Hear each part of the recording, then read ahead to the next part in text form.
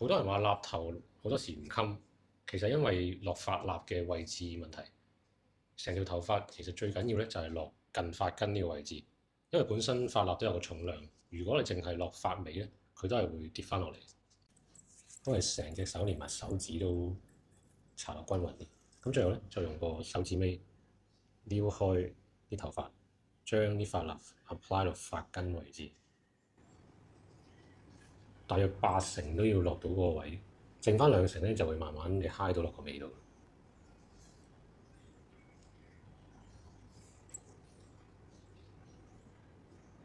跟住可以攞把梳梳翻，將髮根嗰80%梳落個髮尾度。